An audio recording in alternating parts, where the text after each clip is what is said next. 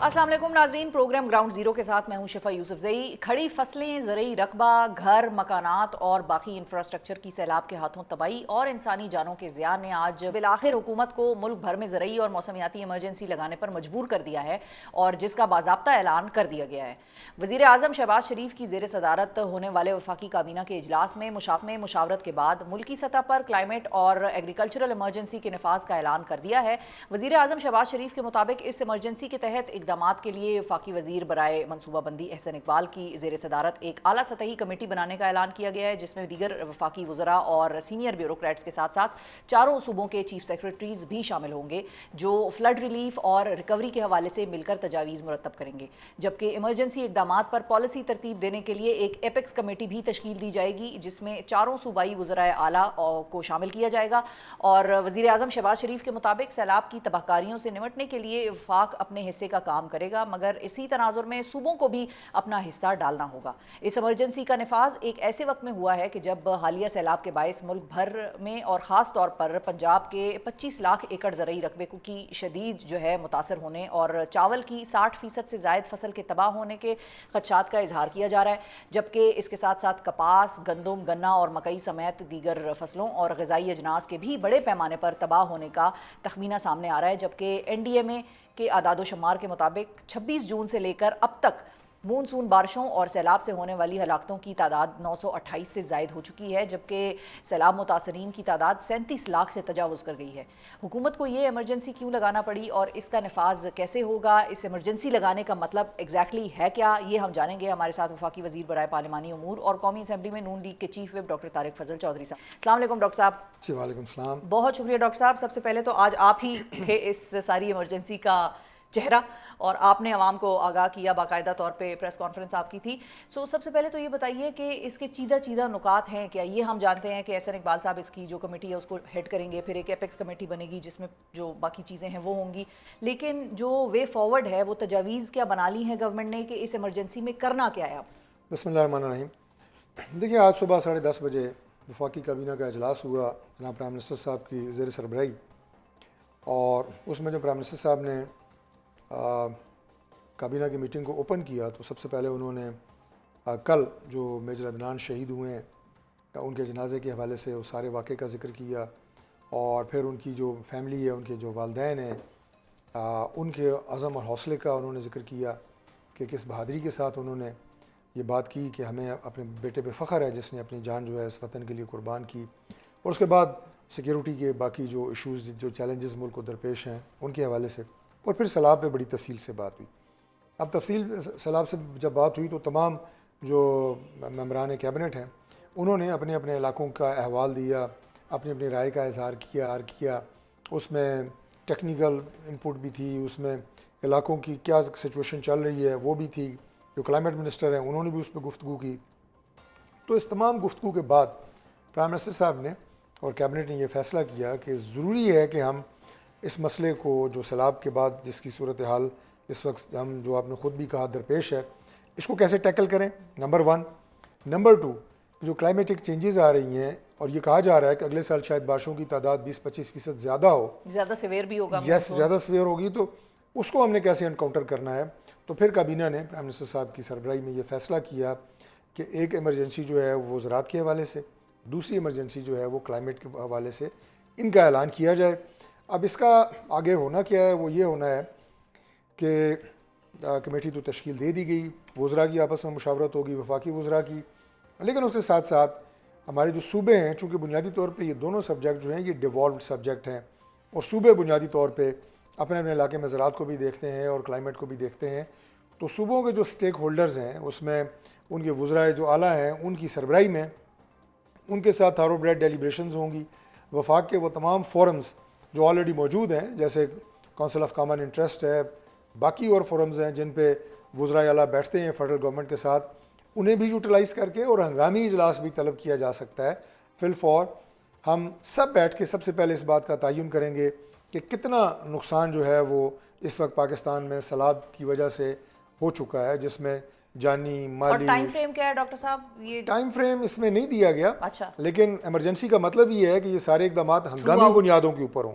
کیونکہ P M صاحب یہ بھی کہہ رہے ہیں نا کہ ہم تخمینہ لگائیں گے کہ نقصان کتنا ہوا ہے، تو اگر تخمینہ ابھی تک نہیں لگایا تو کتنے عرصے میں تخمینہ لگا کے باقاعدہ رول آؤٹ کر دینے ہیں؟ دیکھیں اس وقت تو وہ سرگرمیاں جاری ہیں کہ جو سیلاب کا جو نقصان ہے اسے روکا جا سکے، اور جو سیلاب کا پانی ہے جن علاقوں کو زیادہ افیکٹ کر سکتا ہے اس میں بند توڑ گئی یا بند باندھ کے کیسے ان علاقوں کو، بڑے شہروں کو بچایا جا سکتا ہے، بڑے رقبوں کو بچایا جا سکتا ہے۔ اس وقت تو وہ ریسکیو آپریشن جاری ہے، اور اب سیلاب کا پانی، آخری ایک بات، سندھ میں داخل ہو رہا ہے، اب سندھ کو کیسے بچا سکتے ہیں، کم سے کم نقصان ہو، یہ آپریشن اب یہ چل رہے ہیں۔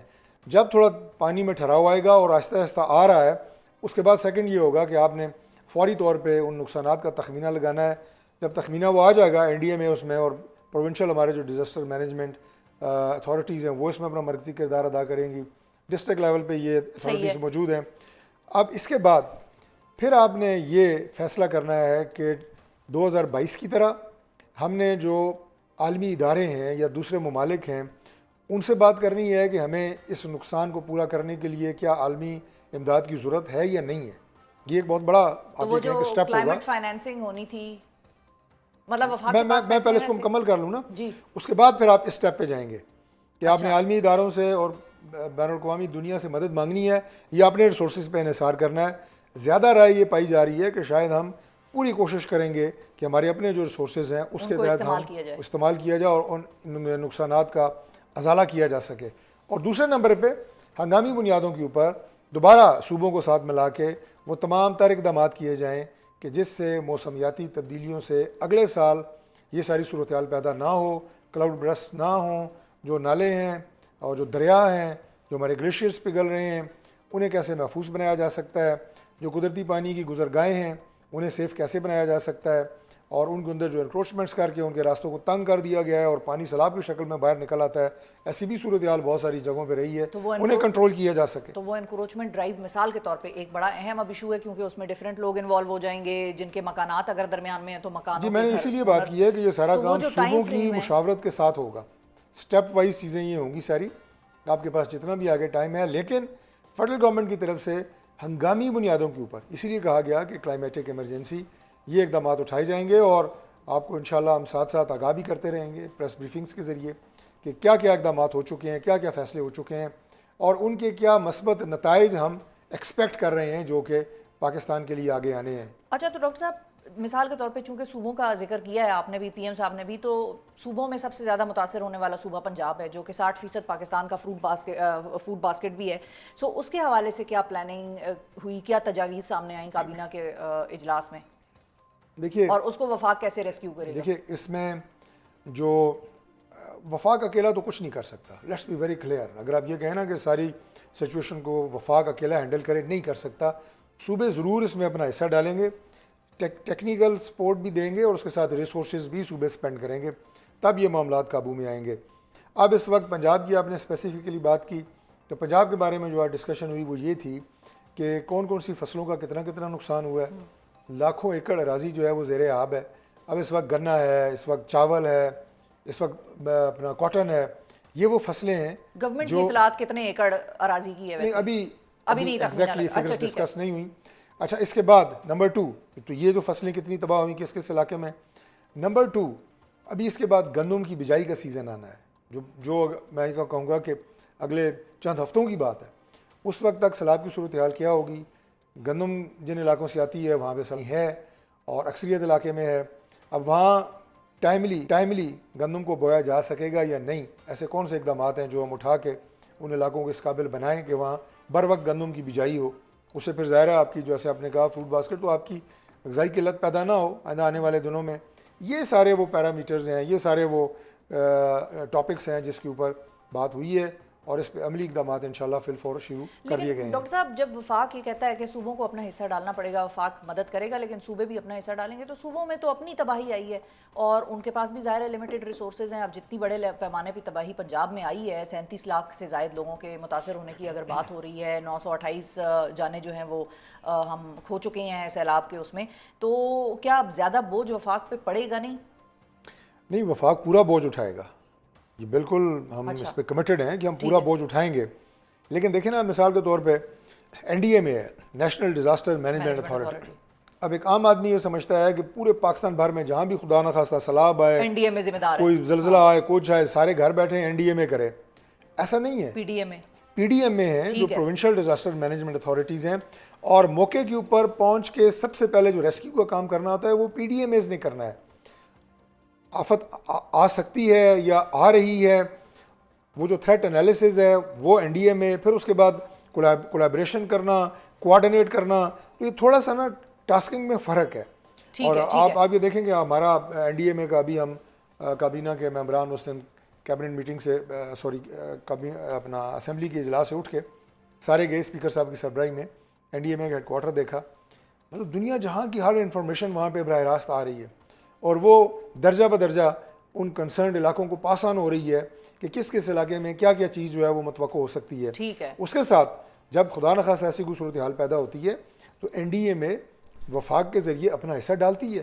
وفاق این ڈی اے میں کو امپاور کرتا ہے کہ آپ میرے ریسورسز بھی لے کے جائیں, ہم بھی ضرور کرتے ہیں, لیکن صوبے چونکہ جو ریسورسز ہیں وہ اس طرح کے معاملات میں آلریڈی ایجوکیشن, ہیلتھ, ایگریکلچر, یہ ریسورسز ان کو دے دیے جاتے ہیں, وہ خود بھی کلیکٹ کرتے ہیں, تو ان کے پاس میجورٹی ریسورسز ہیں ان ایشوز کو ٹچ کرنے کے لیے اور وہاں پہ کام کرنے کے لیے. اچھا ڈاکٹر صاحب, ایک اور گلا بھی آتا ہے جب ہم یہ دیکھتے ہیں, مختلف ہم انٹرویوز بھی دیکھ رہے ہیں لوگوں کے, ہمارے رپورٹرز جا رہے ہیں فلڈ افیکٹڈ ایریاز میں اور گاؤں میں, دیہاتوں میں, تو وہاں پر لوگ یہ کہتے ہیں کہ یہ جو بریچنگ ہوتی ہے, اور آپ نے بھی اپنے اسٹارٹ کے ایک پہلے سوال کے جواب میں یہ کہا کہ شہروں کو, ان کے انفراسٹرکچر کو بچانا ہے, تو جب بند توڑے جاتے ہیں, بندوں کی آپ نے بات کی, تو جب بند توڑے جاتے ہیں یا اڑائے جاتے ہیں ڈائنامائٹ سے, تو وہ پانی جب ڈائیورٹ ہوتا ہے تو وہ ایک عام غریب آدمی کی زمینوں میں, فصلوں میں, گھروں میں, دیہاتوں میں جاتا ہے, اور وہ یہ گلا کر رہے ہیں گورنمنٹ سے کہ بھئی آپ شہروں کو بچاتے ہیں اور ہم غریب آدمیوں کو آپ پانی کا نشانہ بنا رہے ہیں. نہیں دیکھیں, ایسا بالکل بھی نہیں ہے. ظاہر ہے اگر کوئی تھوڑا بہت نقصان جس کا ہوگا اس نے گلا تو کرنا ہے, اور وہ گلا جو کرتے ہیں وہ حق بجانب ہیں, میں یہ نہیں کہہ رہا, لیکن بات یہ ہے کہ ایک طرف جو ہے وہ نقصان جو آپ کا ملٹی بلینز ڈالرز میں ہو رہا ہے, اور سب سے بڑی بات اس کو بھی چھوڑیں جہاں پہ انسانی جانوں کے زیاں کا شدید خطرہ لاحق ہے, کہ آپ اتنے جو آبادی ہزاروں میں, لاکھوں میں موجود ہے, اس کو آپ فل فور ریسکیو نہیں کر سکتے. اور ایسے ایریے بھی ہیں جہاں پہ آبادیاں نہیں ہیں, اسکیٹرڈ آبادیاں ہیں, ریسکیو لوگوں کو آسانی سے کیا جا سکتا ہے. پنجاب میں انسانی جانوں کا نقصان اس لیے کم ہوا کہ الحمدللہ سیلاب کی چونکہ پہلے سے پروڈکشنز تھیں, یہ سارے ادارے جن کا میں نے نام لیا, تو سیلاب آنے سے پہلے لاکھوں لوگوں کو نقل مکانی کرائی گئی, ان کی سپورٹ کی گئی, انہیں ڈسٹرکٹ ایڈمنسٹریشن نے مکمل ہیلپ کی کہ یہ اگلے 1 یا 2 دن میں یا 3 دن میں یہاں پہ پانی نے آنا ہے اور آپ نے یہ علاقہ جو ہے یہ خالی کرنا ہے. تو یہ بڑی ایک ٹیکنیکل طریقے سے چیزیں ہوئی ہیں, آپ اسے ایک سنگل سویپنگ اسٹیٹمنٹ سے آپ اس کو ڈیفائن نہیں کر سکتے. سارے پاکستانی ہیں, سارے انسان ہیں, سب سے ہمیں اتنی ہی ہمدردی ہے, لیکن صرف یہ دیکھا جاتا ہے کہ آپ نے میسیو اور کلیکٹیو ڈیمیج اس کو کیسے بچانا ہے, اور ایسا ایریا کہ جس میں آپ ڈیمیج کنٹرول مکمل کر سکتے ہیں اور وہاں پہ انسانی جانوں کا نقصان نہیں ہوگا, ان کو آپ تھوڑا کرتے ہیں کہ پانی کو تھوڑا ڈائیورٹ کریں. باقی کوئی اور کرائٹیریا ایسا بالکل بھی نہیں ہے کہ جس کے تحت اس کے علاوہ پانی کو یا تو بند توڑا جائے, اور بعض علاقوں میں بند بنائے بھی جاتے ہیں تاکہ ڈائریکٹ پانی کی جو ہٹ ہے ان علاقوں کو نہ پڑے. ٹھیک ہے. اچھا ڈاکٹر صاحب, اب ایک اور ایشو بھی چل رہا ہوتا ہے, اور وہ ہے کہ پی ایم ایل این کی government versus P T I کی گورنمنٹ, اور کیونکہ پیپلز پارٹی تو آپ لوگوں کے اتحادی ہیں سندھ میں, تو آپ لوگ ٹھیک ہے ایک پیج پر ہیں بہت ساری چیزوں میں. اب کے پی کا مسئلہ ڈیفرنٹ ہے, اور وہ کے پی کا مسئلہ ڈیفرنٹ اس لیے ہے کہ وہاں پر باجوڑ میں سیلاب بھی آئے, یہ وہی باجوڑ ہے جہاں پر آپریشن ہو رہا تھا. آپ نے بھی میرے کہا کہ آپریشنز چلتے رہتے ہیں, اور آپریشنز کی کوئی وہ ہم یہ نہیں کہہ رہے کہ حتمی آپریشن یہ آخری تھا یا وہ پہلا تھا, یا وہ چلتے رہتے ہیں. اب اس وقت بھی وہاں پر ایک یہ ڈیبیٹ چھڑی ہوئی ہے جہاں پر کہ بنیر میں اور دیگر اضلاع میں لوگوں کو واپس بسانے کا کام ہونا چاہیے. وہاں پر وہ لوگ اس بات پہ لڑ رہے ہیں کہ بھئی ہمارے یہاں آپریشن ہو رہا ہے نہیں ہو رہا ہے. آپ کی اطلاعات کیا ہیں, کتنا عرصہ وہاں پر آپریشن چلے گا, اور ان لوگوں کو واپس گھروں میں سیٹل ہونے کا کیا معاملہ کریں گی گورنمنٹ, کیونکہ ظاہر ہے وفاقی حکومت آن بورڈ ہوتی ہے اس طرح کی چیزوں پہ, it is not just only the provincial government جس کو پتا ہو کہ بھئی آپریشن ہو رہا ہے یا نہیں ہو رہا. تو آپ اس کے حوالے سے کچھ کلیئرٹی دیں کہ آپریشنز وہاں پر جو ہو رہے ہیں باجوڑ کے وہ کب تک ختم ہو سکیں گے. اور بالکل جب آپریشن کی بات آتی ہے نا, تو بالعموم یہ سمجھا جاتا ہے یا تاثر لیا جاتا ہے کہ اس علاقے میں گرینڈ آپریشن ہو رہا ہے, اور جو مقامی آبادی ہیں انہیں نقل مکانی کرائی جا رہی ہے فورسفلی, یا وہاں پہ جناب کوئی بہت شد و مد سے کوئی ڈسپلیسمنٹ ہو رہی ہے.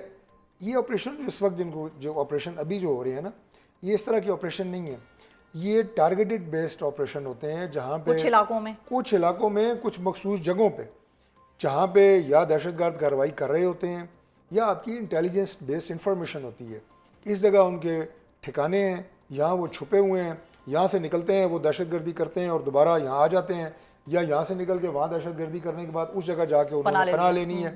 تو یہ انٹیلیجنس بیسڈ اور ایونٹ بیسڈ.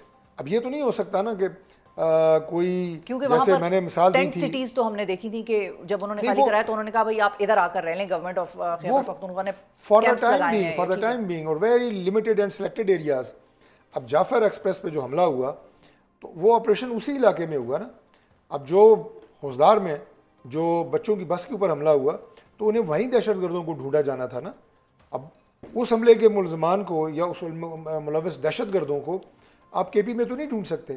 اب وہ کہیں جی ہمارے خلاف، وہ بھائی جگہ کا تعین دہشت گرد کرتے ہیں کہ کہاں انہوں نے یہ بزدلانہ کارروائی کرنی ہے اور کہاں انہوں نے کس ایریے کو ٹارگٹ کرنا ہے، اور پھر ہم ان کو انہی ایریاز کے اندر جو ہے ان کے خلاف آپریشن ہوتا ہے. کیونکہ اس حوالے سے میں نے سوال اس لیے بھی آپ سے کیا کہ اڈیالہ سے ایک پیغام علی امین گنڈا پور صاحب کو یہ آیا ہے کہ اگر مریم صاحبہ جاپان جا سکتی ہیں تو تم افغانستان کیوں نہیں جا سکتے. تو جس پہ علی امین گنڈا پور صاحب نے آج بڑا انٹرسٹنگ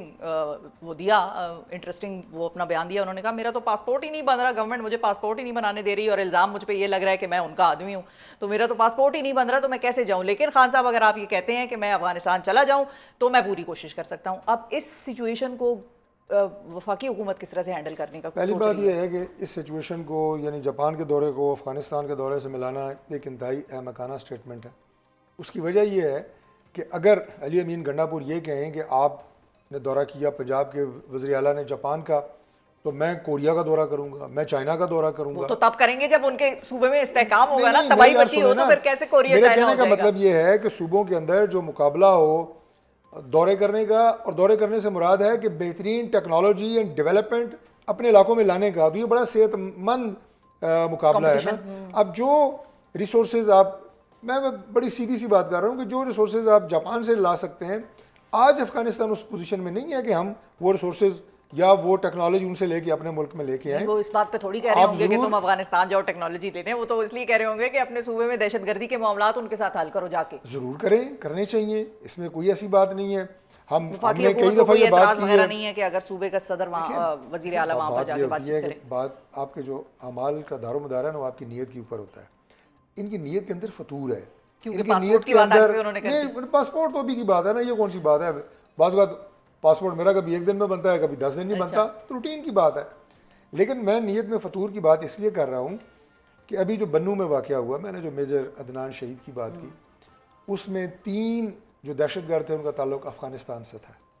آپ نے کتنے عرصے تک اپنی سرزمین کو دوسرے لوگوں کو موقع دینا ہے کہ وہ آ کے استعمال کریں دہشت گردی کے لیے؟ اس کا خاتمہ ہونا ہے نا. ہم اس جنگ میں پرعزم ہیں. اس کے لیے آپ کو آئیڈینٹیفائی کرنا پڑے گا کہ دوسرے ملک سے، ہم ایران سے بھی گلہ کرتے رہے، افغانستان سے ہمارا برابر گلہ ہے، اور ہماری ان سے بات ہوتی ہے وہ یہی ہوتی ہے کہ آپ کی سرزمین سے دہشت گرد آتے ہیں، ہماری سرزمین پہ حملے کرتے ہیں بارڈر ایریاز میں، تو آپ ان کو کنٹرول کریں، آپ اپنی سرزمین کو اجازت نہ دیں کہ وہ استعمال ہو. اور یہاں پہ وہ لوگ جو بغیر کسی آپ یہ کہیں کہ لیگل ڈاکومنٹ کے، وہ افغانستان ہے، وہ کوئی بھی ملک ہے، پاکستان میں اگر رہ رہا ہے تو ہمیں اس کو آئیڈینٹیفائی کرنا ہے، اسے ان کے ملکوں میں واپس بھیجنا ہے. یہ ایک اسٹیٹ پالیسی ہے، اور یہ کہ پاکستان کی پالیسی ہے. دنیا کا کون سا ملک ہے کہ جہاں وہ فارنرز کو الاؤ کریں کہ بغیر ڈاکومنٹس پہ آپ آگے رہیں؟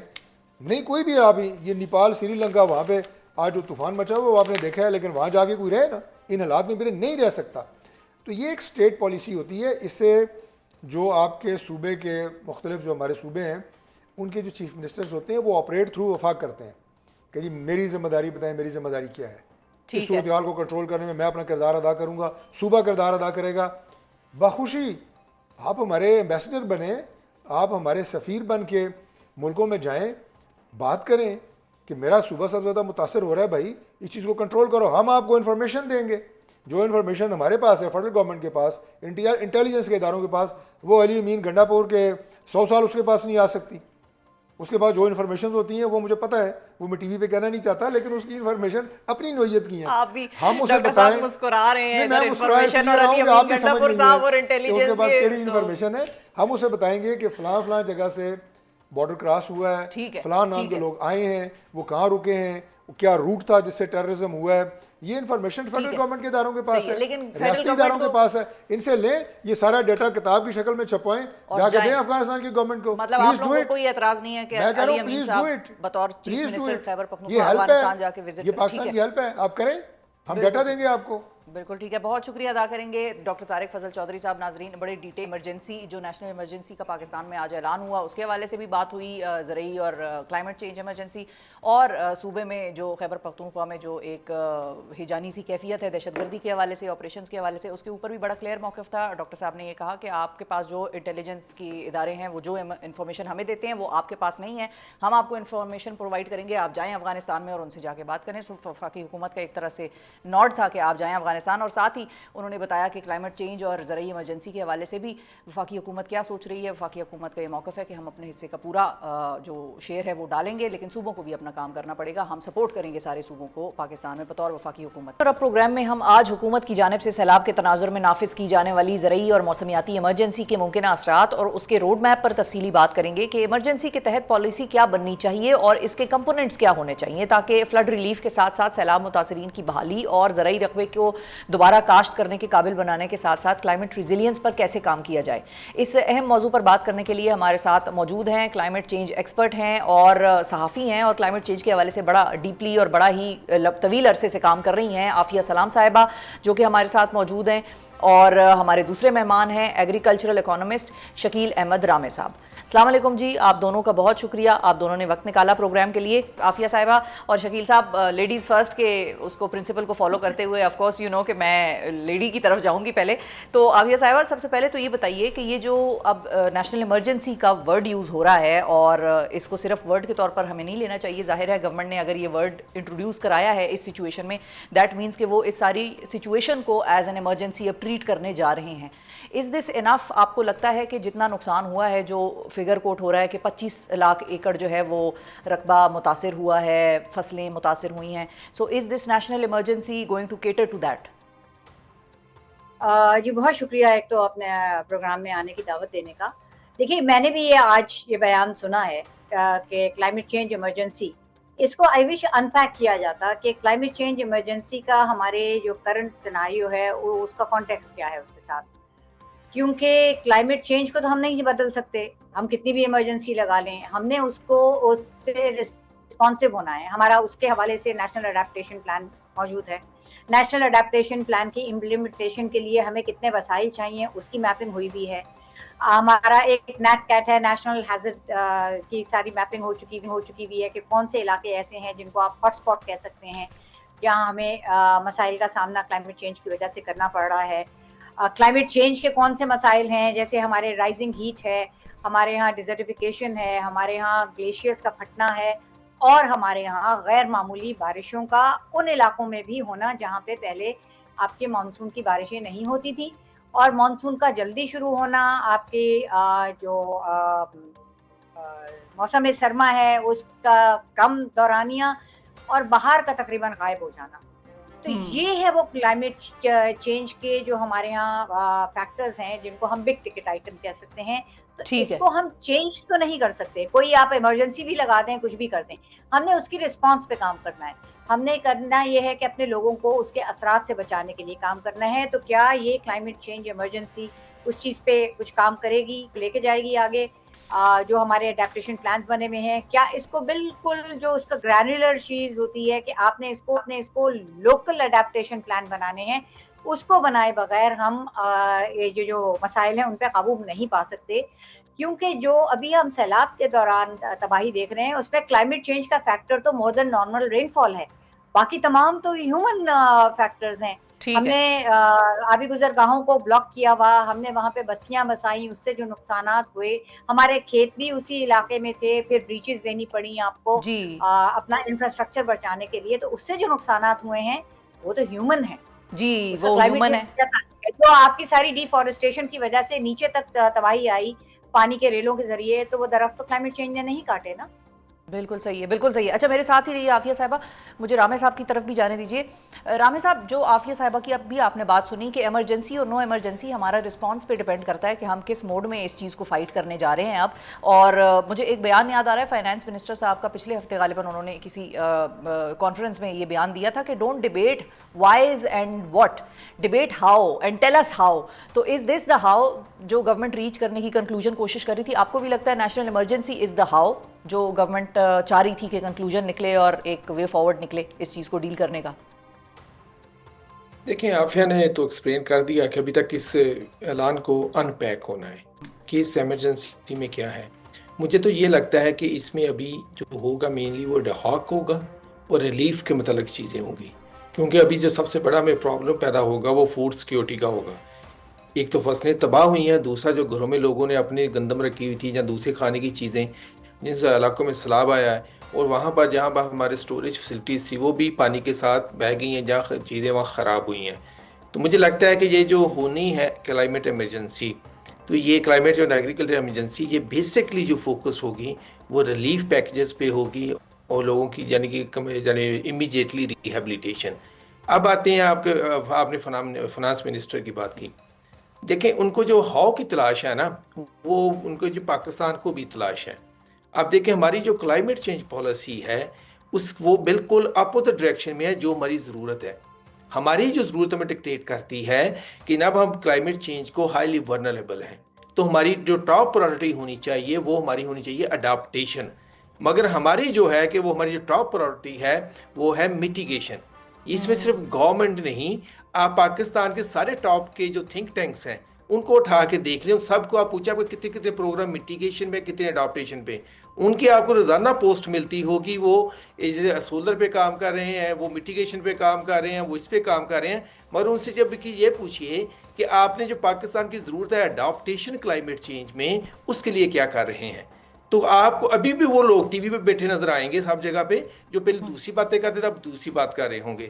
ہماری پالیسی کی ڈائریکشن صحیح ہونے کی ضرورت ہے. ڈائریکشن تو آپ رامے صاحب صحیح بات کر رہے ہیں، لیکن پالیسیز میں بھی تو مطلب تھوڑی تھوڑی دیر بعد تبدیلیاں آ جاتی ہیں نا. جس طرح ہم انسینٹیوائز کرنا چاہ رہے تھے، دنیا انسینٹیوائز کرنا چاہ رہی ہے کلین انرجی کو، ہم نے بھی اس کو شروع میں انسینٹیوائز کیا، پھر لوگ سولر پینلز اور سولرائزیشن کی طرف چلے گئے تو الٹا اس سال سولر پینلز پہ ٹیکس لگ گیا. یہ ہماری اتنی ضرورت نہیں ہے، ہماری میٹیگیشن ٹاپ پرائورٹی نہیں ہے جو سولر وغیرہ. یہ تو ایک پالیسی ہی غلط تھی جو سولر کی لے کے آئے تھے. آپ نے آئی پی پیز کو پے کرنا تھا، آپ بے شک اس کو پیسے بجلی لیں یا نہ لیں، آپ نے کیوں پروموٹ کیا سولر کو؟ یعنی کہ اس میں تو آپ کو ٹیک لینے کا ہے ہی نہیں تھا. وہ کہتے ہیں آپ لیں یا نہ لیں، ہمارے کیپیسٹی چارجز دینے ہیں. آپ کیوں سولر لے کے آئے جب آپ کو اس چیز کا پتہ تھا؟ پھر بل بڑے، غریب آدمی مر گیا سارے کا سارا. یہی میں بات کہہ رہا ہوں، ہماری پالیسی یہ سولر اور یہ والی جو چیزیں ہیں ان پہ ہے میٹیگیشن. ہماری ہو چاہیے اڈاپٹیشن. اچھا فلڈ آنا ہے، ہم نے کیسے اس کو اڈاپٹ کرنا ہے. اب 2022 اگر گورنمنٹ نے ہاؤ پہ انٹرسٹڈ تھی تو 2022 میں جو فلڈ آیا تھا ہم نے بڑی تبلے بجائے 11 بلین کی ہمیں مل گئی ہے جو کمٹمنٹس مل گئی ہیں. کیا ہم نے ان 11 بلین کے لیے کوئی پروجیکٹ بنایا کہ جس سے ہم ان 11 بلین میں سے کوئی پیسے وِدڈرا کر سکیں؟ نہیں کر سکے. تو یہ وہ چیز تھی جو فنانس منسٹر صاحب کو بھی خود پتہ ہونی چاہیے تھی کہ اب یہ ہم نے نہیں کیا. اب دنیا آپ کو مفت میں پیسے دنیا آپ کو دیتی ہے، پروجیکٹ بنا کے لائیں، ہم پھر آپ کو پیسہ دیں گے. دیکھیں، ہم نے ایک اسٹڈی کی تھی 2013 میں، اس میں ہم نے آئیڈینٹیفائی کیا تھا پاکستان کو ہر سال 14 بلین US ڈالر کی ضرورت ہوگی اڈاپٹیشن پروگرام کے لیے. یہ پالیسی کیوں اسٹڈی ہوئی تھی کہ 2011 میں ہماری کلائمیٹ چینج پالیسی آئی تھی، اور اس کے بعد ہم نے کہا تھا کہ ہم بنائیں گے اپنی اڈاپٹیشن پلان، اور اڈاپٹیشن پلان بنا 2023 میں جا کے. ایک چیز. دوسرا، اب پالیسی کی سیریسنس دیکھیں. ایک کمیٹی بنی تھی جو کہ پی ٹی آئی کے دور میں بنی تھی کہ prime minister climate change authority, اس کی ایک بھی میٹنگ نہیں ہوئی پوری پی ٹی آئی کی گورنمنٹ میں. اس کی صرف میں نے 1-2 میٹنگ ہوئی ہیں ابھی یہ ساری جو اب تک پالیسیز آپ سیٹ نہیں کریں گے، آپ جو مرضی کر لیں آپ اس کو نہیں کر سکتے. ٹھیک ہے، بالکل صحیح. ویری امپورٹنٹ کہ اس ٹاسک اس جو کمیٹی تھی اس کی ایک بھی میٹنگ نہیں ہو سکی اس دور میں. اچھا عافیہ صاحبہ، اب چونکہ رامے صاحب نے اڈیپٹیشن کی بات کی ہے، اسی سال ہمیں یہ بتا دیا گیا ہے کہ اگلے سال جو مونسون آئے گا وہ زیادہ لمبا ہوگا، زیادہ سیویئر ہوگا اور ٹائم سے پہلے آ جائے گا اور اس کے سپیلز بھی زیادہ ہوں گے. تو اب کیا جو اس سال کی جو تباہی ہم نے دیکھی ہے، کیا اتنی ہمیں لرننگ ہو گئی ہے اور کیا ہماری اتنی پریکٹس ہو گئی ہے پریپیئرڈنس کی کہ ہم اگلے سال جب اس میں انٹر کر رہے ہوں گے تو اس سے پہلے ہم نے پورا سال لگا کے تقریباً تیاری کر لی ہوگی. Do you feel that? اچھا میں کوئکلی جو شکیل نے بات کی تھوڑی سی اس کی تصحیح کر دوں. جی. اس پورے حکومت کے دوران نہ وہ اتھارٹی قائم ہوئی تھی نہ نیشنل کلائمیٹ چینج کاؤنسل بنی تھی. یہ بعد میں بنی اچھا ہے بنی ہی کورٹ نہیں. آرڈر. ٹھیک ہے. بنی نہیں ان پوری اس رجیم کے اندر یہ نہیں میں اس کا بنی ممبر جو کہ تھا. آپ کی عافیہ بنی. آپ جب ریکنسٹرکٹ ہوئی تب آپ اس کی ممبر بنی تھی. اس سے پہلے میں اس کا ممبر تھا جب ملک امین اسلم صاحب تھے منسٹر تھے. اس کی جو یہ فرسٹ نہیں بنی آپ تھی اس کی ہم بات کر اس میں کے کلائمیٹ ممبر چینج تھے. اتھارٹی کی بات کر رہی ہوں. وہ ابھی جب کورٹ نے آرڈر دیا تو وہ اس کے بعد بنی اور کلائمیٹ چینج اب کاؤنسل دوبارہ جو ہے وہ ریکنسٹیٹیوٹ اس ہوئی کی ہے. کوئی نہیں. ریکنسٹیٹیوٹ ہوئی ہے. جی ہاں. اچھا تو اب یہ آپ جو کہہ رہی ہیں نا کہ ڈڈ وی لرن اینی لیسن, تو آپ 22 کو کیوں دیکھتی ہیں؟ کیا 10 کے بعد ہم نے لیسن لرن کیے؟ پیٹرن تو وہی ہے. آپ یہ کہہ رہی ہیں کہ ہمیں پہلے سے پتا ہے, تو پہلے سے تو ہمیں ویل ان ایڈوانس پتا چلتا ہے. ابھی جس کو کہہ رہے ہیں پہلے سے پتا ہے وہ ایک ٹرینڈ کو کہہ رہے ہیں, وہ ایگزیکٹ چیز نہیں بتا پا رہے کیونکہ اس کی فورکاسٹ آتی ہے اپریل کے اندر. جو میٹ ڈپارٹمنٹ کو فورکاسٹ جو 2022 میں بھی اپریل میں ملی تھی, اس کے بعد کیا باقی تمام ادارے آپ کو فعال نظر آئے تھے کہ ہمارے ہاں 2022 کے اندر وہ تباہی نہ ہوتی جو ہوئی؟ اپریل مئی جون جولائی اگست میں کہیں جا کے یہ تمام بارشیں اور پانی یہ سب آیا تھا, تو اپریل کے بعد فوراً تیاری ہو جانی چاہیے تھی نا. اس سال بھی آپ کا south Asia monsoon forecasting station ہے, وہ اپریل کے اندر جاری کر دیتا ہے آپ کی فورکاسٹنگ. تو یہ اب لیکن اوور آل ٹرینڈ ہمیں پتا ہے, تو ہم ہمیں مسئلہ ہے انفورسمنٹ کا. ہمیں پتا ہے کہ ڈیفارسٹیشن کا نتیجہ کیا ہے. گلگت بلتستان میں, آزاد کشمیر میں اور خیبر پختونخوا میں میسو ڈیفارسٹیشن ہوئی ہے, جس کا پہلے ہم جیسے لوگ الزام سمجھا جاتا تھا کہ لگا رہے ہیں. اب وہ ساری لکڑی نیچے آ کے آپ کے دریاؤں میں وہ سامنے جمع آ ہو گئی نا, تو وہ سامنے آ گئی. بالکل ٹھیک ہے نا, تو اب وہ الزام تراشی والا تو معاملہ ختم ہو گیا. اچھا اب کیا اس کے لیے کیا ہم کوئی انفورسمنٹ کریں گے کہ آئندہ ایسے نہ ہو؟ کیا ہم اپنے جو آبی گزرگاہیں ہیں ان کو خالی کریں گے؟ تو میں بار بار sick of the sound of my voice کہ میں ایک ہی بات کا حوالہ دیتی ہوں کہ سوات کے امیجز جو 2010 میں دیکھے, 12 میں دیکھے, 22 میں دیکھے, 20 میں دیکھے, 22 میں دیکھے اور ابھی 25 میں دیکھے, آپ اس ویژول پہ سے آپ ڈیٹ ہٹا دیجئے تو آپ کو پتہ چلے گا کب کے ہیں.